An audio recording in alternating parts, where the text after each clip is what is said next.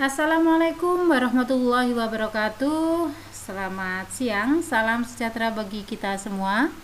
Selamat berjumpa kembali di channel YouTube Jeng Peri. Halo Bapak Ibu guru, kepala sekolah dan pengawas. Semoga kita selalu dalam lindungan Allah Subhanahu wa taala. Pada kesempatan kali ini saya ingin berbagi tentang PKKS ya, PKKS.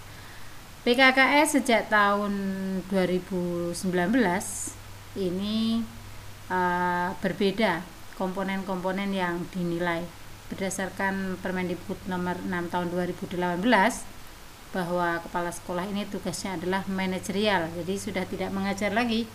Boleh mengajar mungkin ketika ada guru berhalangan atau memang guru itu kurang.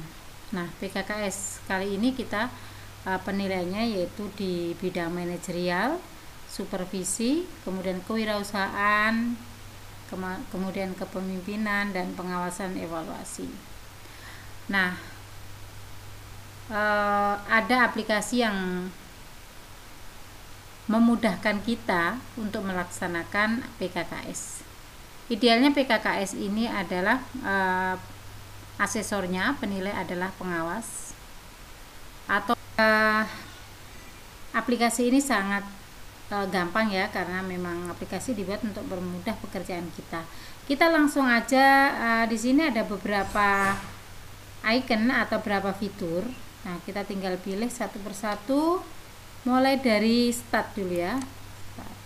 Nah, di sini Bapak Ibu adalah biodata utama pengawas atau asesor, kepala sekolah maupun di atas kita yaitu kepala dinas pendidikan. Nah, untuk itu Bapak Ibu silahkan langsung input saja data para pengawas kita atau pengawas sekolah, data kepala sekolah yang mau dinilai dan data dari kepala dinas. Nah, setelah kita selesai input, kita kembali ke menu, back to menu. Nah, setelah itu kita langsung klik ke master data PKKS. Jadi kita sebelum menilai tentunya kita harus tahu data PKKS, yaitu kita klik dulu ya di sini.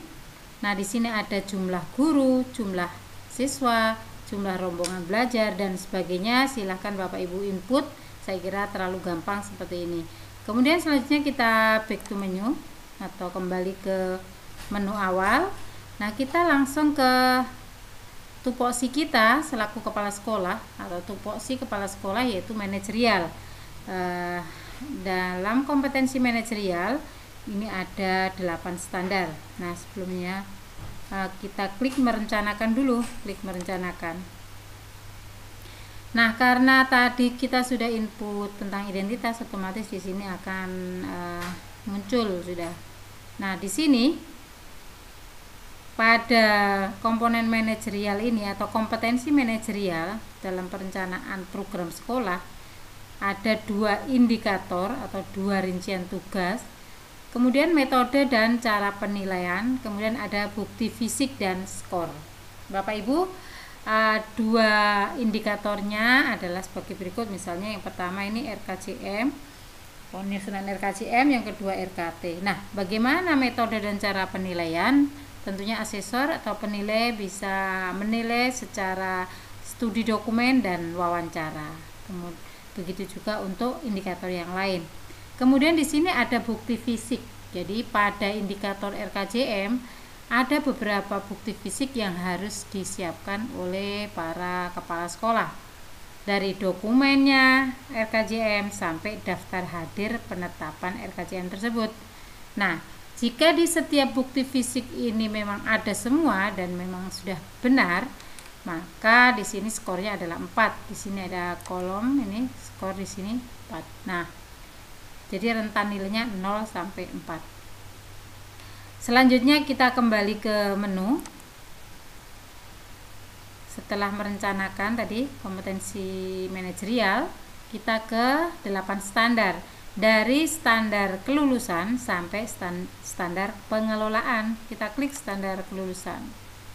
Nah, sebagaimana yang ada pada kompetensi manajerial, ada indikator, metode cara penilaian, dan ada bukti fisik. Ini yang bukti fisik inilah yang harus disiapkan oleh para kepala sekolah agar skornya mencapai yang maksimal. Jadi seperti tadi, kita tinggal cek indikatornya apa, kemudian bukti fisik yang disiapkan itu ada atau tidak, rentan nilainya 0 sampai 4. Pada ini standar kompetensi lulusan itu ada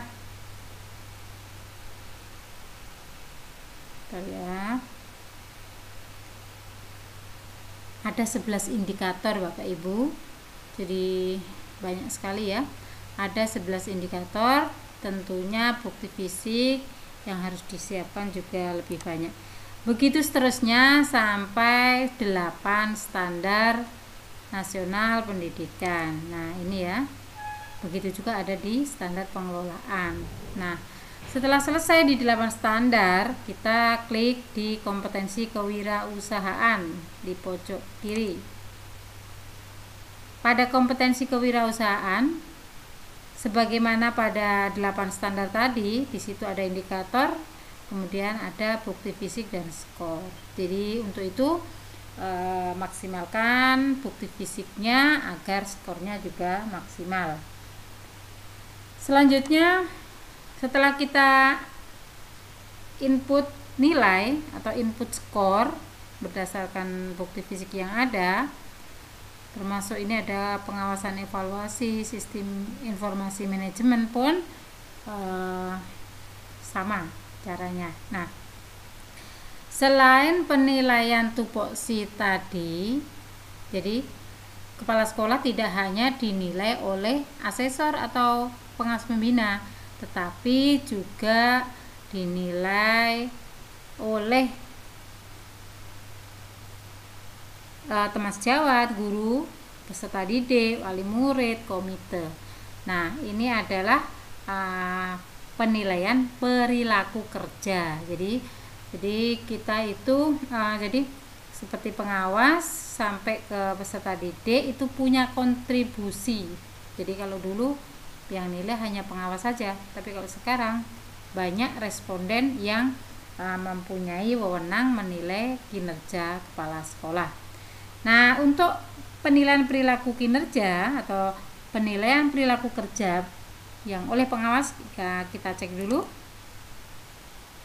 Nah, untuk penilaian kinerja kepala sekolah dengan responden asesor ataupun pengawas itu ada beberapa yang dinilai aspeknya, yaitu tentang orientasi pelayanan, kemudian ada komitmen, ada integritas, disiplin, kerjasama. Nah, komponen-komponen tersebut juga punya beberapa indikator. Misalnya di orientasi pelayanan itu ada 7 indikator. Nah, untuk ada 10 ya, mohon maaf. Nah, di sini skornya tidak 4 seperti penilaian kerja yang tadi, tetapi ini penilaian perilakunya itu skornya maksimal 2, jadi rentan nilainya 0 sampai 2 jika indikator tersebut menunjukkan sesuatu yang maksimal, maka skornya 2. Begitu juga kurang maksimal 1, tidak ada sama sekali, berarti 0. Nah, setelah kita input skor setiap indikator dalam aspek perilaku kinerja kepala sekolah, maka di situ ada total skor, tentunya total skor. Kemudian skor maksimalnya itu sesuai jumlah indikator. Nah, nilai perilaku kerja seperti biasa bahwa skor perolehan per skor maksimal kali 100, seperti itu. Jadi skor maksimalnya juga tadi sesuai jumlah indikator ya, tapi kali 2 karena skor maksimalnya adalah 2. Begitu juga penilaian perilaku kinerja kepala sekolah oleh wali murid, oleh peserta didik maupun oleh orang tua sama seperti itu. Nah, setelah kita input skor atau nilai, tentunya nanti rekapannya akan muncul karena ini berbentuk aplikasi. Jadi di sini ada rekap penilaian perilaku. Nah, di sini rekap hasil perilaku kerja kepala sekolah. Nih, ada aspek orientasi sampai kepemimpinan. Kepemimpinan untuk kepala sekolah tidak, karena bukan pejabat struktural. Jadi sampai kerjasama. Nah, di sini tadi seperti saya sebutkan ada responden pengawas sampai ke siswa. Nah, seperti ini. Nah, setelah kita bisa mengecek rekapitulasi nilai perilaku kerja, kita pun bisa mengecek rekapitulasi penilaian kinerja kepala sekolah yang tadi yang ada kompetensi manajerial, kewirausahaan dan sebagainya di sini nih. Nah, ini akan muncul seperti ini.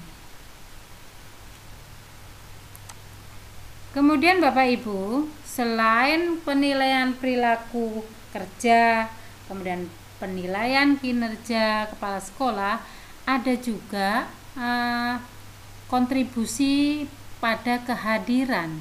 Artinya bahwa kehadiran seorang kepala sekolah, waktunya itu juga punya kontribusi dalam penilaian tersebut. Jadi di sini ada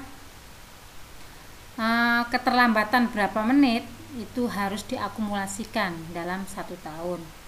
Nah, ini akan lebih valid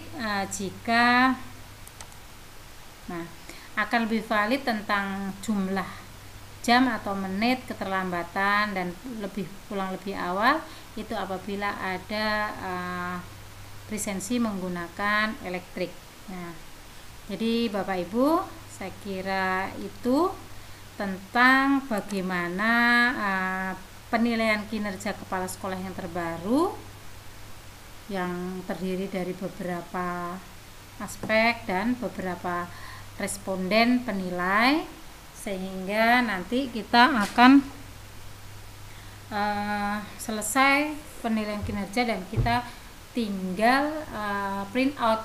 Nah, jadi Bapak Ibu bisa print out mulai dari master data, ya, master data ini bisa di print out, kemudian juga dari 8 standar semuanya juga di print out untuk bukti fisiknya seperti itu, sehingga penilaian kinerja kepala sekolah akan terlaksana atau terselesaikan laporannya.